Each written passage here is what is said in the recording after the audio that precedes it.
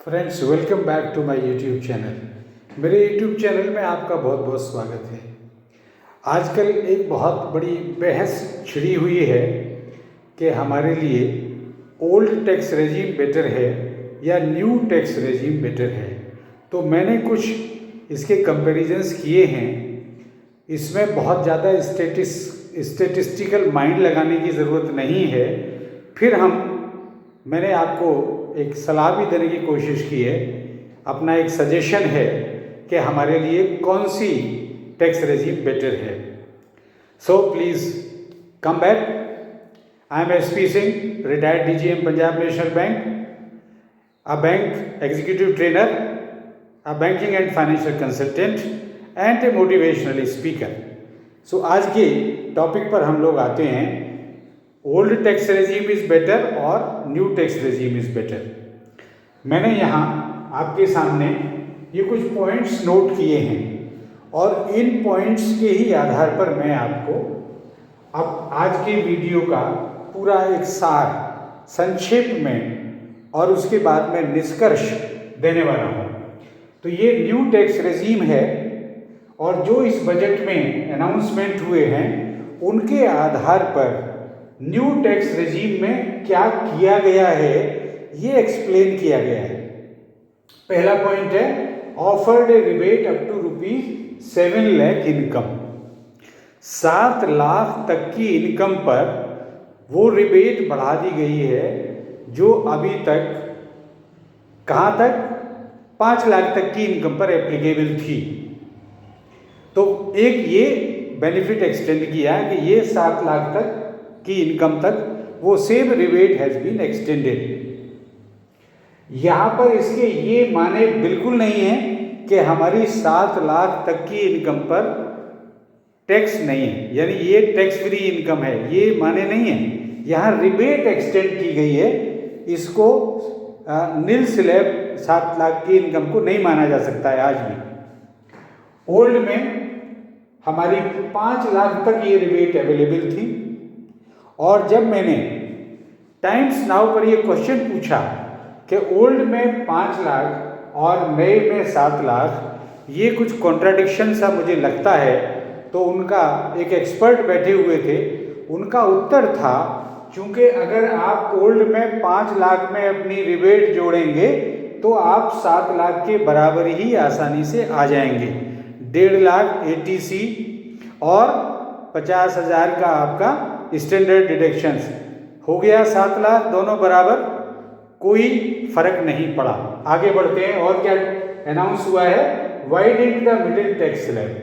जो बीच में इस नई स्कीम में बीच के स्लैब में थोड़ा वाइडेंड कर दिया गया है, सीधे एकदम जंप नहीं करते हैं 5 से 10 लाख पर। फिर आता है हमारा स्टैंडर्ड डिडक्शंस बेनिफिट। इस ओल्ड स्कीम में स्टैंडर्ड डिडक्शन का बेनिफिट मिलता है, तो इसे नई स्कीम में भी एक्सटेंड कर दिया गया है और इसको थोड़ा ये एक्सटेंड करके क्या किया है, it has been made more attractive. They have tried to make it more attractive ताकि ज़्यादा से ज़्यादा लोग इसे एडॉप्ट करें। और ये मैं इसलिए कह रहा हूँ कि अगर पिछले हम स्टेटिस्टिक्स देखें तो हमारे करीब 6.5 करोड़ ऐसे करदाता हैं जो अपनी रिटर्न फाइल करते हैं। उनमें से मात्र 5 लाख ने न्यू टैक्स रेजिम को एडॉप्ट किया है, बाकी सब ने ओल्ड टैक्स रेजिम को एडॉप्ट किया है। तो गवर्नमेंट ने इसको एट्रैक्टिव बनाने के पीछे यही कारण है कि इसको अट्रैक्टिव बनाएं जिससे अधिक से अधिक लोग इसे एडॉप्ट कर सकें। तो उसके हिसाब से इन्होंने इसमें काफ़ी एट्रैक्टिव बनाने के और प्रयास किए हैं। तो ये इसमें स्टैंडर्ड डिडक्शन का बेनिफिट दे दिया गया। Cut the highest surcharge rate. Highest surcharge rate हमारा था अभी 37%, which has been reduced now to 25%। तो सरचार्ज रेट रिड्यूस करने का एक और इम्पैक्ट आया है कि जो हमारा इफेक्टिव रेट 42.7% होता था हाईएस्ट इनकम स्लैब पर, and this was the highest across the globe. यानी ये दुनिया में सबसे हाईएस्ट रेट था। सरचार्ज कट कर जाने के बाद this has come down to 39%। जो हाईएस्ट इनकम स्लैब पर टैक्स रेट एप्लीकेबल होता था including surcharge, it has come down to 39% now. तो ये भी हो गया। द डिफॉल्ट रेजीम, ये बहुत इंपॉर्टेंट पॉइंट है। हाईएस्ट सरचार्ज रेट एक्सप्लेन किया मैंने आपको। द डिफॉल्ट रेजीम, अभी तक ये बहुत इंपॉर्टेंट पॉइंट है और हम इसको आसानी से कोई आम रीडर समझ नहीं पाएगा। क्यों नहीं समझ पाएगा? क्योंकि इसका कोई अर्थ ही नहीं निकलता है इस तरीके से जब तक कि आप कोई टैक्स प्रैक्टिशनर ना हो। क्योंकि अभी तक जैसे ही टैक्स प्रैक्टिशनर हमारी इनकम टैक्स रिटर्न को फाइल करने के लिए इनकम की डिटेल, डिडक्शंस, अदर चीज़ें फिलअप करते थे पोर्टल पे जाकर के, इनकम टैक्स पोर्टल जहां हम अपनी रिटर्न फाइल करते हैं वहां जाकर के, तो बाय डिफ़ॉल्ट वो ओल्ड टैक्स रेजीम में हमारे उस डेटा को प्रोसेस करता था। अब वो ऐसा नहीं करेगा।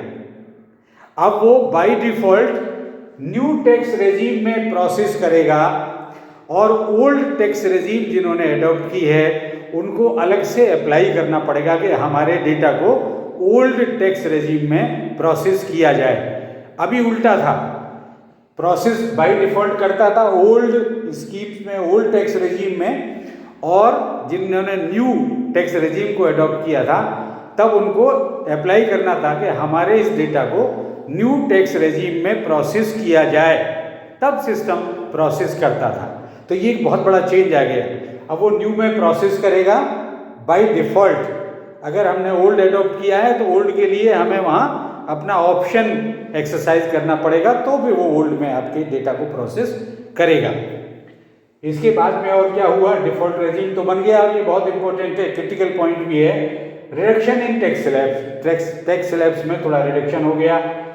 It has been made more attractive, the gap has been reduce between the old and new tax regime में जो टैक्स बेनिफिट्स में गैप था अर्लियर, हमको थोड़ा ज़्यादा बेनिफिट ओल्ड में लगता था, लेकिन अब now this gap has been reduced. और ऐसा क्यों किया है? क्योंकि गवर्नमेंट का एक ही ऑब्जेक्टिव है ये करने का, that more and more tax payers must adopt the new tax regime. ऐसा क्यों वो सोच रहे हैं? क्योंकि मैंने अभी आपके सामने एक आंकड़ा रखा, 5 लाख ने केवल अडॉप्ट किया 6.5 करोड़ में से, उससे भी थोड़े ज़्यादा हैं, तो एडॉप्ट करेगा। फाइनली गवर्नमेंट की मंशा ये है कि वो फाइनली नई टैक्स रेजीम में आ जाएं, सारे आपके एग्जेम्पशंस ख़त्म हो जाएं, प्रोसीजर सिंप्लीफाई हो जाए। ये उनका एक उद्देश्य है। अब हम ओल्ड टैक्स रेजीम की बात करते हैं। तो ये जितने बेनिफिट्स मैंने आपको यहाँ गिनाए, इनमें से कोई सा बेनिफिट भी ओल्ड टैक्स रेजीम में एप्लीकेबल नहीं है। अब आपको मेरी बहुत महत्वपूर्ण अंतिम सुझाव मेरा ये है कि हमारे लिए पर्टिकुलरली जिनकी इनकम 55 लाख रुपीस से कम है, उनके लिए आज भी old tax regime is better than the new tax regime. और जिनकी इनकम 55 लाख या उसके ऊपर, बियॉन्ड उससे अधिक है, मोर देन दैट, उनके लिए new tax regime is better. और ये मैं किस आधार पर कह रहा हूँ आपसे? क्योंकि बिजनेस लाइन न्यूज़पेपर में क्लियर कट के इसका एनालिसिस किया उन्होंने और ये निष्कर्ष निकाला कि 55 लाख इनकम का जो स्लैब है वो कट ऑफ माने तो उसके below old tax regime is better and 50 lakh and above new tax regime is better. तो बहुत सोच समझ के निर्णय लेना है और मैंने सारे पॉइंट आपके सामने रख दिए हैं।